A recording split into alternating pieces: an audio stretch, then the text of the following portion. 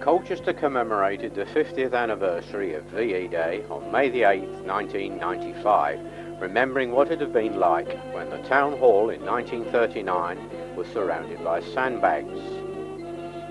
There were air raid shelters in Priory Street, a policeman and fire watcher waiting to go on duty, some bottles after the air raid in February 44, the Victory Parade 1945, and the celebration street parties.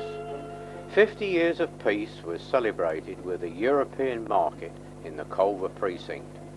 The proceedings were opened by Mayor Tony Webb and Euro MP Anne McIntosh. Events were sponsored by the Borough Council, Colchester Twinning Society and Culver Square.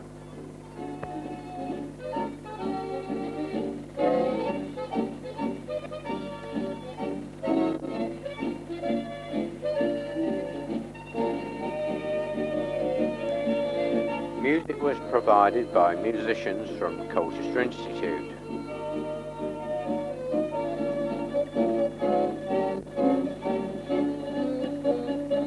There were more than 20 stalls offering a taste of Europe. On offer were all kinds of European delicacies, from Danish donuts to French wines, German sausages to English oysters.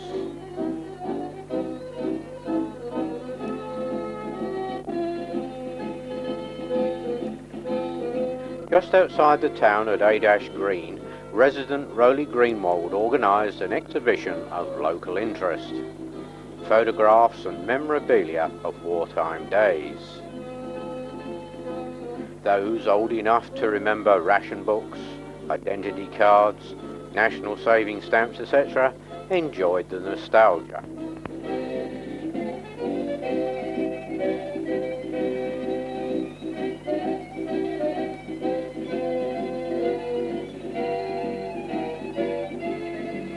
Hundreds of people lined High Street to applaud Second World War veterans marching to the Royal Anglian Regimental Band, with the salute taken by Deputy Commander of the Garrison, Brigadier Calder, supported by Mayor Webb.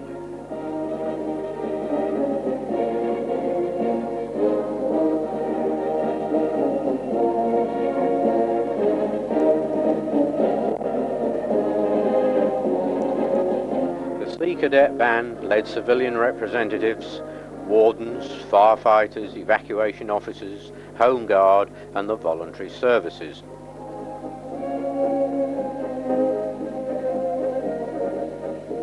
No doubt there were many poignant memories going through the minds of these men and women who fought for freedom all those years ago.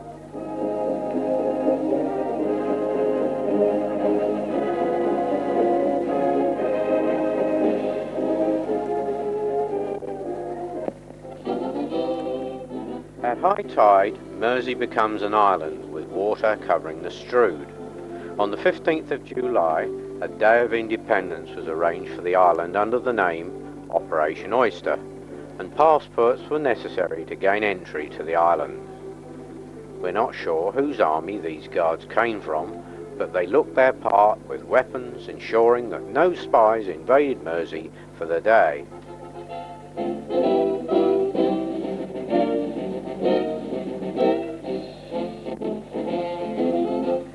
With the Mersey flag of independence flying high over the playing field, entertainment, exhibitions and displays were laid on.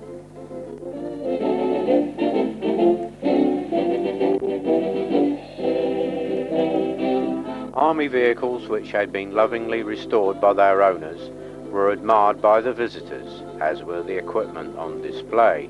Many of the men running the displays looking far too young to remember wartime days.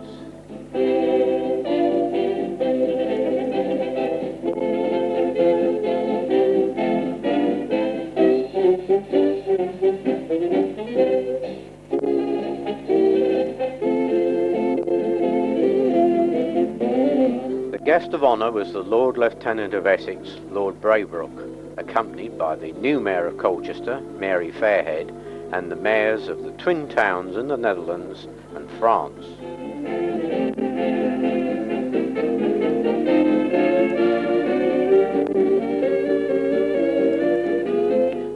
had a walkabout and chatted to the children present, who treated the whole day with enjoyable historic interest.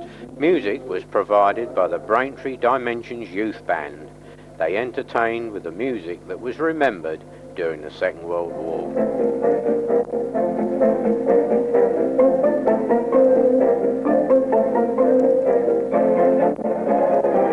To bring the day's events on Mersey Island to an end, a Skydancer aircraft flew overhead.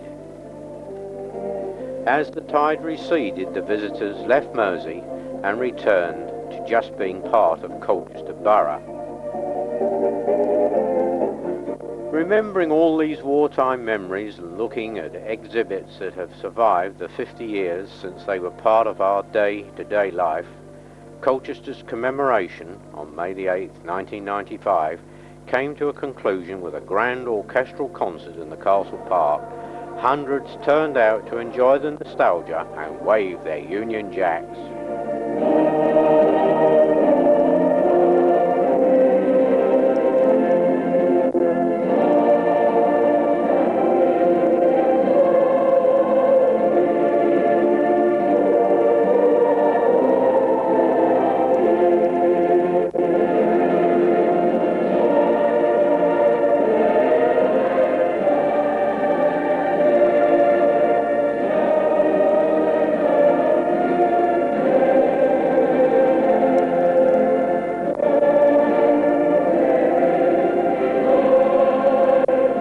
As in other towns around Britain at dusk, Colchester lit its beacon to signify the country's unity, and a firework display brought the celebrations to an end.